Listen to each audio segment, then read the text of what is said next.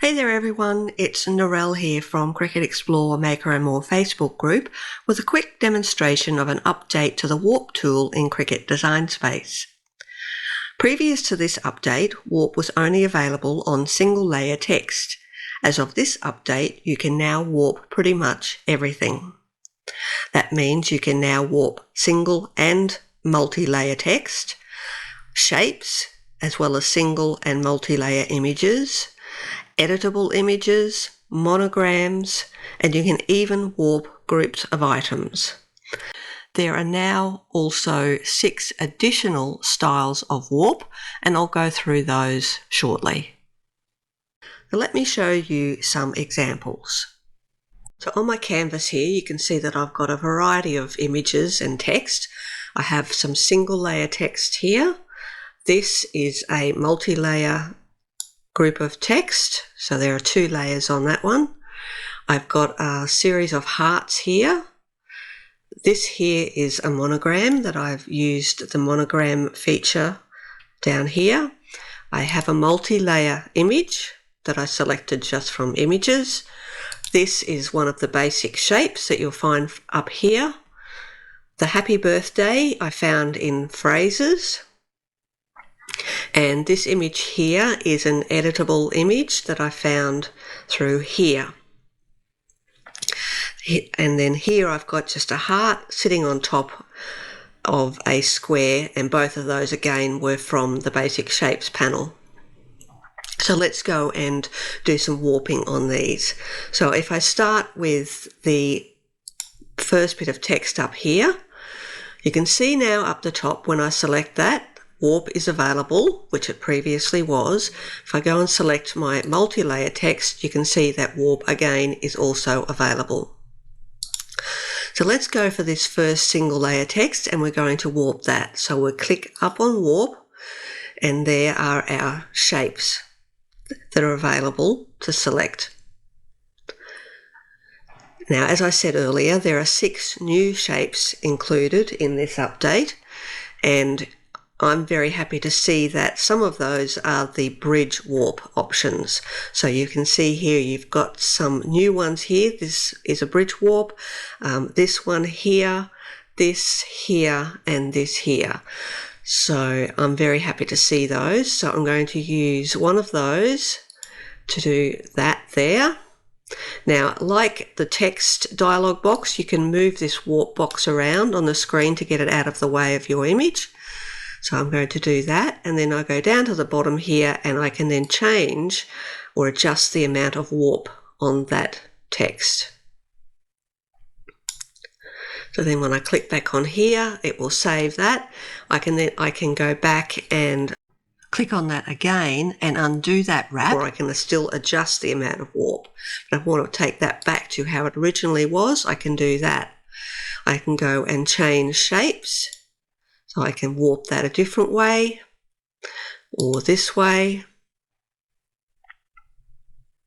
and again change the amount of warp. And the same things will work on all of these images and groups of text. So I'll select this one, I'm going to warp that like that, and I'll change that just a little bit. I'll bring that down there. I'm going to warp my shape, and I think this time I'll select this one here, which is going to give me my shape moved to the side, and I can then go and change that like that. So we'll leave that one there. Now this one's a multi-layer image, so I can go and again warp that. Now some images are going to work better with warp than others. Not all images are meant to be warped, but this is just an example to show you the different options that you can do. So I'll select that one there. Now this is my monogram, so again I'll go and warp that. Let's pick this one, and this is my editable image. I'm going to select that one for that. Now I can still go and change the text in this image, even though I've warped it. And to do that, I'm going to go over to the Layers panel, click on the layer that is my text, and it will highlight that text. I'll double click that to go into edit mode, and then I can put in my new text. And then when I click off, it will show my new text. I can also move that text up by again clicking on my image, selecting that text, using my cursor on my keyboard. I can move that up, or I could move that using my mouse, and then I'll click back on there and see if that's where I want it. And you can see that that's now sitting better within that panel. Now, as I said, not all shapes are meant to be warped, but this is just an example to show you that you can warp the editable images and you can still edit and move the editable text inside those images. So I'll move that one out of the way here, and now I've got this series of hearts. Now I haven't grouped them, so you can see up here they're all individual images. And warping will work on grouped images, but I don't have to group them to do this. So I've selected all of those, and I'll again go to warp, and I'll select something that I haven't used yet. So I'll select that one. I'll move my warp box out of the way, and you can see that that has warped those images. I'll go and change it to something different. Let's see what this one looks like. So there's another version of that. I'm just going to make that a little bit smaller. Now I'll go over to this image here, and this was the image that I found in phrases. So again, I'll go up to warp, select a warp option. I'll change the amount of warp and then click off. And then I've got these two images here. So I can select those. Again, I can warp those any way I want. Change the amount of warp. And there we go.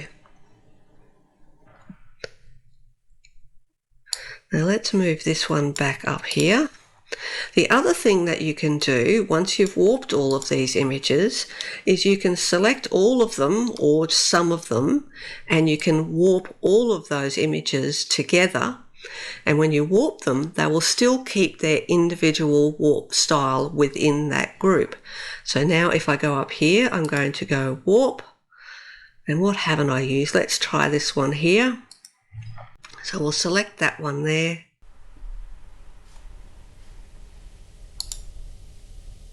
Let's move that.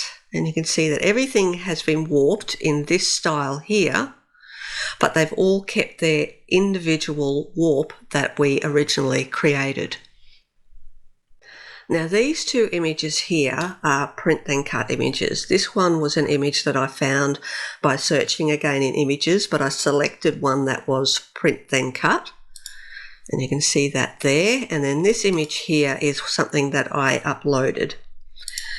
Now, as you see when I click on these, the warp option isn't available. So warp's not really meant to be used on these sorts of images, but there is a little bit of a way around it if you really want to do something like that. So for example, let's go to this one here. What I'm going to do is duplicate this image, and I'm going to lay it directly on top of the current image. And to do that, I hold down the Alt key on my keyboard, and then you can see that my arrow has that little plus on the right hand tip of it. I'm going to click on my image, and you can then see when I go back up to the top here, I have another copy of that image. So the two of them are on top of each other. Now I'm going to select the one that's at the bottom, which was my original image. So I'll go back down here, and I'm going to change that to a basic cut. Now I'll select both of those, So I have that selected and I have the one down here selected.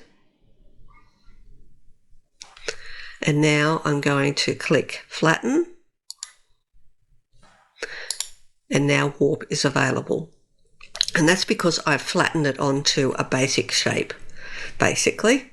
So now if I go into warp, I can then warp this.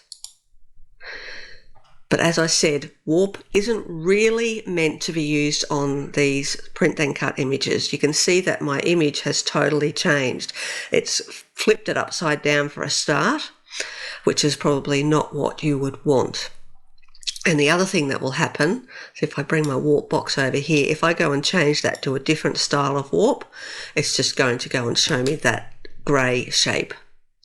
So if you want to go back to how you originally started, you can undo the warp and it will do that, and then you can go and select a different shape. But each time you do that, just remember to undo the warp and then go and select a different shape. But the results aren't going to be great regardless of what you select. The same can be done with this image here. If I duplicate that, I'll just move that one here. My back image here, I'm going to change to basic. I'll select these two. Now I'll align them center. I can go down to flatten. And then I can warp that. But again, you can see that the results aren't great. So that shows you that it can be done, but it's not something that I would suggest you try and use, because I don't really think the print and cut images are meant to be warped. Now that's not saying that something that you have warped that you can't then go and flatten. So let's go and do that. So what I'm going to do is I'm going to go into warp because I want to undo the warp on this group of images. So you can see that currently when I click on one, it selects all of them. I'm going to undo the warp on that just so that I can go and grab this image here. So I've warped this image here. And what I can then go and do, if it is how I want it, so let's go to warp and we'll just change the warp on that one to something like, let's try that. So we've got that there. So now I'm going to select those and I can then go and flatten that. So that means that now that's a print and cut image, but the warp is correct. So as I said at the start, there's now 6 new warp style options included, and I'll show you a screenshot of the options that are different. Now some of these styles are just mirror image of current warp styles, so that's handy. So that includes the fish shape, so you now have a fish left to right and fish right to left. But the styles that I'm happy to see are those bridge warp options. Now there is one thing that has come to my attention with the new warp feature here, is that you can't duplicate a warped image. So if I select one of my warped images here and then go up to the duplicate button and click that, nothing happens. Now that's a known problem. But at this stage, I don't know whether that is by design and that is something that's not going to change, or whether that's just a glitch at the moment. Now, I'm using a beta version of the new warp tool. When this becomes live in Design Space, hopefully today, then I'm hoping that that will have been fixed. But if not, do know that Cricut are aware of it, and hopefully that's something that will be remedied very soon. Now, warp is one of the options in Design Space that is a Cricut Access exclusive feature. Now, there aren't many features in Design Space that are Cricut Access exclusive, but this is one of them, and I'll just put it on the screen here. the other options that are also Cricut Access exclusives. So if this is something that you want to be able to use in Design Space, you can use the tool, but if you then want to go ahead and cut that project, you will need a Cricut Access subscription. The one final thing is that the Warp update should be available today across all the different Design Space platforms. So that's the desktop, the iOS and the Android apps, all today, hopefully around about the same time. So I hope you found the tutorial useful. If you have any questions, please by all means put them in the comments below and I'll get back to you as soon as I can. So again, thank you for joining me today and I'll see you next time.